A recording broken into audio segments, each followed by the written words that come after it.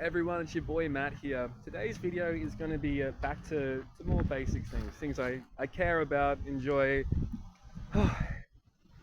and don't get me boiled up. We're going to be talking about healthcare. We're going to be talking about sensory needs, particularly with autistic children, and all children really. So growing up, when we're little kids, we have to figure out how the world works. We need to understand gravity, we need to understand textures.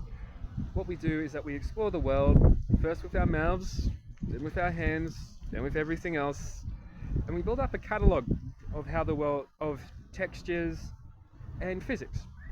We get an intuitive idea of physics. We learn that, hey, if I kick this rock, well, first of all, if I do it hard enough, it's going to hurt. But also we learn that we can move things. We get the idea of gravity. We pick something up, we drop it.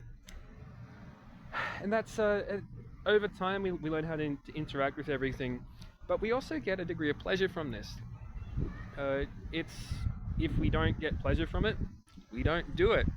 People talk about dopamine as the pleasure chemical. It's primarily the learning chemical. It's what gets released when we try to associate different behaviors. And dopamine gets released when we participate in sensory activity. And autistic children tend to get a lot of pleasure from sensory activity.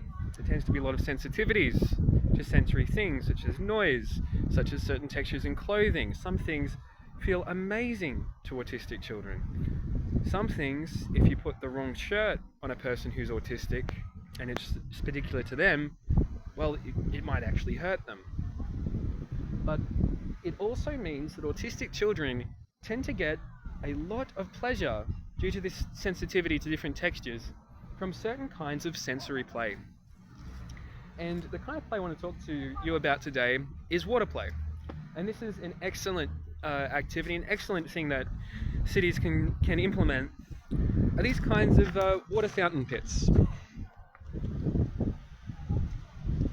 This one here unfortunately doesn't function. But the idea is that the kid down the end, they pump the water goes down, and then they're able to do all kinds of fun things. There's usually something similar to a sand pit. They did this one really poorly. They used this asphalt, this gravel instead. And I've seen a really good version of this in Queen's Park in Toowoomba, which is the city I'm originally from. And with that one, what they do is that they have this sand pit, and the kids pump the water, and they're able to create all these canals, and they get together, and there's this team building aspect to it. It's a lot of fun, like for kids and adults combined. If you're prepared to get your hands a little bit sandy, bring a change of clothes. And it's fantastic. They learn about gravity, they learn about how water flows, and it's all intuitive. People give Isaac Newton, mate, maybe a little bit too much credit. Like, you know, my cat, it pushes a glass off the table, it falls, it smashes. It figured out gravity before this Isaac Newton guy did. Right? We don't need these. Of course, Isaac Newton did a bit more than that. But it's a brilliant opportunity for children to develop these intuitive understandings, and they need to go through this developmental phase. That's why we complain about children, like, hey man, can you do something apart from that iPad? You don't want to be raising your children on iPads. You want them to be engaged in these kinds of activities where they're building up this catalogue, particularly at those younger ages, because otherwise they miss out on a very important developmental phase. Now, well, when it comes to building this catalogue. So that's water play. Unfortunately, this one here, it's not working.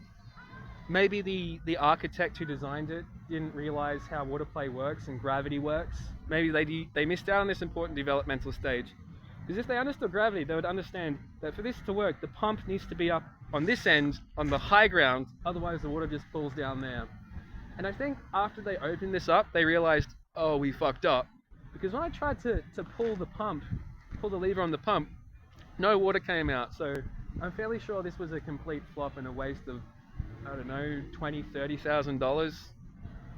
You have to get excavators and all those things to put these boulders in place. Yeah. Now, with sensory play, if you have an autistic child, particularly in the categories called ASD2 and ASD3, which is where we tend to see a limited verbal ability or no verbal ability at all, um, there's often this behavioral problem where they might smash eggs, or they might enjoy throwing and breaking plates and that kind of thing. In those situations, what parents of children in that kind of situation need to do is that they need to provide more opportunities for sensory play outside of just reducing access to those materials. You want to create a station in your home where you sort of train the autistic person to engage in this play, a place where it's easier to clean up. So playing with Play-Doh, even letting them break the eggs there, but they only are allowed to break the eggs there, and you communicate very clearly where they can engage in this kind of sensory play. I think all cities should have something like this. I would love to know if there's one of these around Canberra. It's brilliant stuff. And yeah, that's the conclusion for this video today. What a play! It's good stuff.